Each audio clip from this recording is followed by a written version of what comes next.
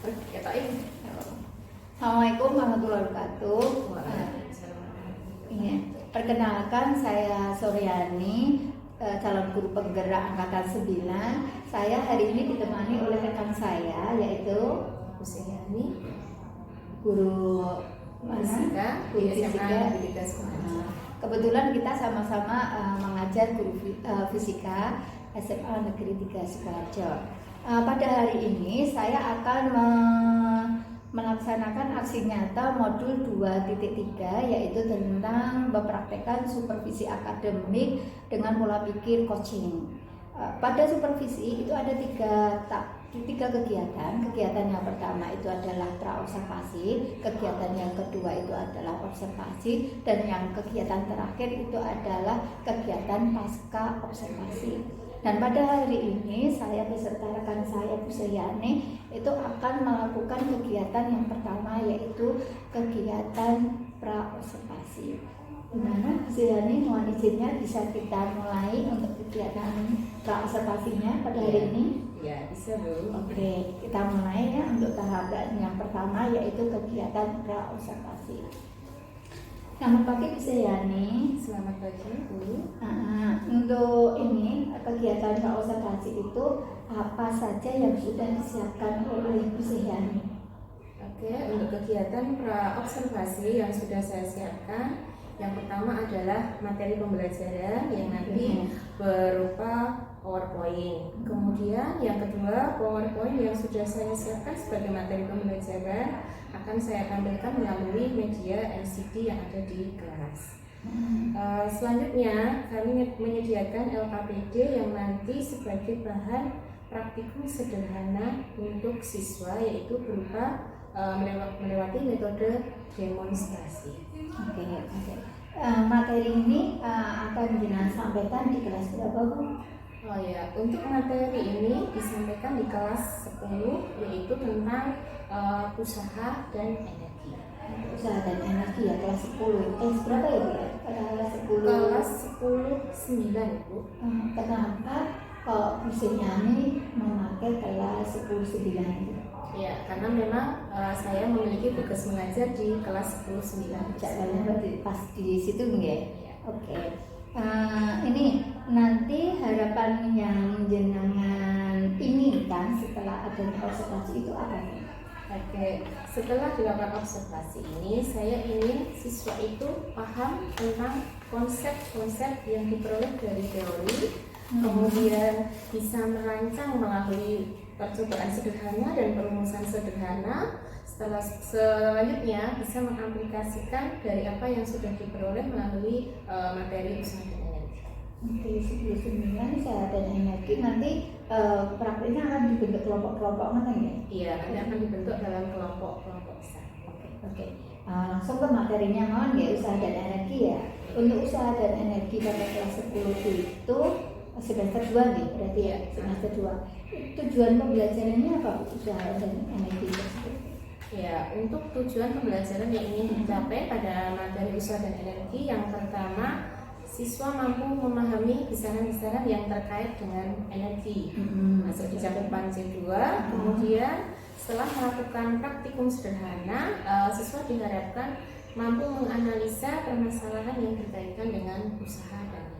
Oh gitu ya, berarti untuk kemampuan aspek kognitifnya itu apa tadi? Memahami C2 itu dan menganalisis. Berarti C4 ya? C4 dan C4. Untuk keterampilannya kemampuan yang ingin dicapai untuk keterampilannya, keterampilan karena yang ingin dicapai yaitu siswa mampu mempraktikkan secara sederhana tentang konsep usaha energi melalui demonstrasi. Berarti dengan keterampilannya mempraktekkan ya, mempraktekkan dan merepresentasikan hasil dari praktek yang sudah dilakukan. Untuk sikapnya Bun, untuk kemampuan sikap yang ingin dikembangkan nanti. Oh ya, untuk sikapnya karena metodenya adalah demonstrasi secara berkelompok, otomatis diharapkan siswa mampu mengembangkan sikap disiplin, kerjasama dan tanggung jawab dalam kelompok kecil ataupun kelompok besar di lingkungan kelas tersebut. Jadi keuntungan kerjasamanya di kelompok-kelompoknya itu ya nanti ya dinilai. Oke. Strategi yang akan digunakan Bu Sihyani agar pembelajarannya optimal itu apa Bu? Oke, untuk strateginya karena nanti kita akan mengadakan demonstrasi atau praktikum, di awal kita berikan ceramah dalam arti untuk awalan pendahuluan apa yang ingin dikerjakan siswa, apa yang harus dilakukan, kelengkapan alat dan bahan apa. Jika sudah, siswa diharapkan melakukan demonstrasi sesuai kelompok yang sudah dibentuk, kemudian melakukan penyelesaian LKPD sesuai arahan waktu. Di akhir diharapkan siswa mampu melakukan menyelesaikan penugasan yang sudah diberikan. Oke, berarti nanti jangan masuk dibentuk kelompok-kelompok ya. Berapa kelompok Bu nanti rencananya? Oh ya, untuk kelompoknya kita buat kelompok besar ada 6 kelompok. 36 dibagi 6 kelompok, berarti satu kelompoknya 6 ya? Iya. Pembentukan kelompok itu berdasarkan apa? Oke, untuk pembentukan kelompok karena kita mengakomodir kemampuan anak yang ada pintar bicara, kemudian pintar berpikir, kita berdasarkan presensi. Oh, berarti 1 sampai 6, kelompok 1, 7 sampai 12, kelompok 2 dan seterusnya. Oke. Untuk bahan ajar, KPD, modul media pembelajarannya, penilaiannya sudah disiapkan? Sudah. Untuk bahan ajar gitu? Bahan ajar sudah. Apa yang diambil, apa nanti menggunakan apa? Bahan ajar nanti kita sebagian dari modul ajar di kelas 10, kemudian yang kedua tambahan dari internet, kemudian yang ketiga LKPD secara mandiri yang disesuaikan dengan kebutuhan siswa. Untuk penilaiannya jangan nanti menggunakan apa? Penilaiannya nanti ada penilaian beberapa ranah, ada ranah kognitif, kemudian ranah afektif, dan ranah psikomotor. Oh gitu. Sudah untuk rubrik-rubriknya itu sudah disiapkan? Ya sudah. Saya yakin nanti Bu Sihyani waktu observasi sudah mantap, sudah bisa ya. Semoga Bu semoga bisa menghasilkan siswanya. Untuk ini observasinya Bu Sihyani siap untuk kapan? Siap di hari Rabu, Rabu 7 Februari 2024. Tanggal 7 ya. Pukul berapa itu Bu? Jam ke berapa Bu? Jam ke-4.56. Oke, sepakat ya kita observasi pada hari Rabu jam 7 tanggal 7 bulan Februari 24 jam 4.56. Oke, semoga sukses ya Bu Sihyani. Terima kasih Bu. Terima kasih ya Bu Sihyani. Oke, terima kasih atas perhatiannya. Nanti kita lanjutkan ke tahap 2 yaitu observasi. Assalamualaikum warahmatullahi wabarakatuh.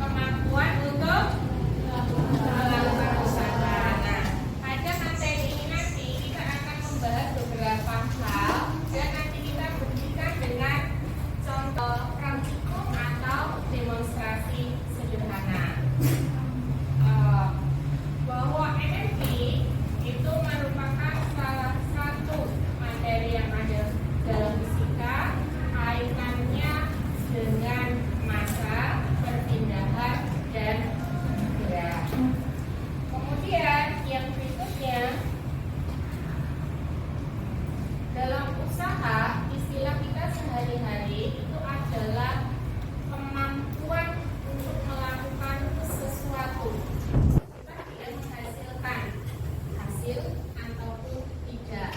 Seringkali kita dengan namanya juga usaha, berarti kita sudah mengeluarkan sejumlah energi untuk mencapai tujuan tersebut.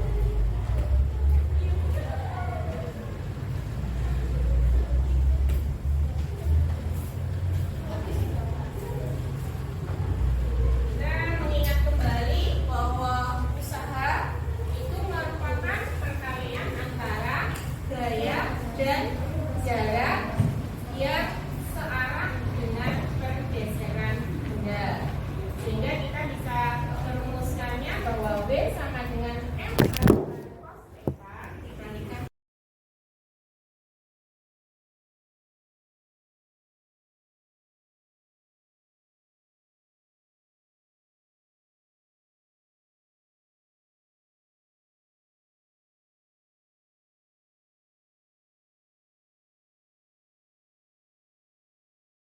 siapa tadi bisa.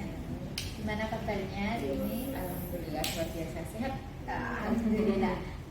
Bagaimana perasaannya setelah kita melakukan observasi? Perasaannya gimana, Bu? Perasaannya sangat senang sekali. Ternyata setelah diobservasi banyak hal baru yang saya temukan ketika proses pembelajaran berlangsung dengan model diferensiasi belajar.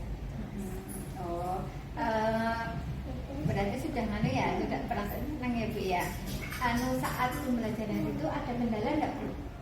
Oke, untuk kendalanya pasti ada, karena dengan adanya diferensiasi anak itu cenderung minta kelonggaran waktu untuk bisa menyampaikan dari permasalahan yang diberikan tiap-tiap kelompok atas perbedaan diferensiasi. Ini perlakuan dengan diferensiasinya itu kan kelompoknya itu jangan bagi berapa kelompok kemarin? Kemarin saya bagi menjadi 6 kelompok, dari jumlah siswanya kan 36, masing-masing kelompok ada 6. Ada 6 ya, ada 6. Terus nanti pembedanya perlakuannya itu gimana? Gimana untuk membedakan perlakuan ke 6 kelompok tersebut? Oke, untuk perlakuannya kita kemarin urutkan persepsi, kemudian masing-masing kelompok melakukan prosedural yang sama. Pembedaan yang saya lakukan itu ketika kelompok ada kesulitan, kita bedakan perlakuannya. Katakanlah kelompok 1 masih belum bisa cara melakukan praktek energi, kemudian kita beri penjelasan untuk itu. Kelompok yang kedua masih bingung ketika saya harus menentukan waktunya itu kapan. Oh ya, saya dekati, kemudian ketika mulai digerakkan silakan setelah itu mulai dihidupkan atau diaktifkan untuk penghitungan data. Jadi tergantung kesulitan tiap kelompok yang dimunculkan, itulah pendekatan diferensiasi yang selanjutnya. Berarti untuk tantangan yang dihadapi itu sudah bisa teratasi dengan sendirinya ya, Bu? Ya, sudah bisa mengatasi tantangan tersebut. Secara global sudah, tapi ada beberapa bagian karena kita terkendala durasi waktu atau jam pembelajaran.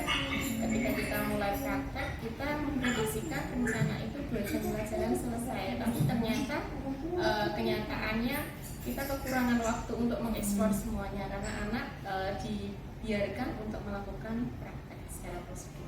Untuk mengatasi ini, Bu, waktunya kurang. Ya. Nah, itu solusi Pak Jenengan untuk waktunya kurang ini agar cukup, itu solusinya. Oke. Untuk solusi ketika waktunya kurang, anak-anak diminta berfokus pada satu kelompok yang sudah selesai. Dan ternyata kelompok yang sudah selesai itu mampu melaksanakan prosedural dengan tepat, sehingga kelompok lain yang belum selesai nanti bisa dicoba atau diulangi di waktu yang lain. Ini sebenarnya kemarin itu observasinya ada pemasarannya ada bagus ya, Bu ya. Sudah RPP-nya sudah diferensiasi, kemudian sudah ada KSE-nya. Nah, mungkin kedepannya nanti KSE-nya kemarin kan baru 1 itu ya, kesadaran diri ya. Mungkin nanti bisa ditambahkan, kan sudah ada jenengan bentuk kelompok, Iya. berarti ada presentasi, ada diskusi, Iya. itu mungkin bisa untuk kemampuan berrelasi itu kan sudah dilakukan, cuma belum tertulis di CRPP yang mungkin bisa dituliskan kembali untuk manajemen diri, kemampuan relasi, tanggung jawab kan nanti Sudah kan muncul sudah kan? muncul kan anak-anak kan Iya. sudah mau mempresentasikan hasil diskusinya sudah muncul, tetapi kan belum tertulis di RPP-nya yang mungkin bisa dimunculkan. Itu tambahan saya hanya itu aja Bu. Mungkin untuk pembelajaran ke depan bisa lebih bagus lagi dengan adanya observasi ini ya Bu ya. Oke, Iya, terima kasih Bu. Nanti semoga pembelajaran berikutnya lebih bersemangat lagi dan bisa memunculkan kompetensi sosial emosional anak-anak dan mereka bisa lebih bersemangat baik itu teori ataupun Oke. Sampai ya Bu ya.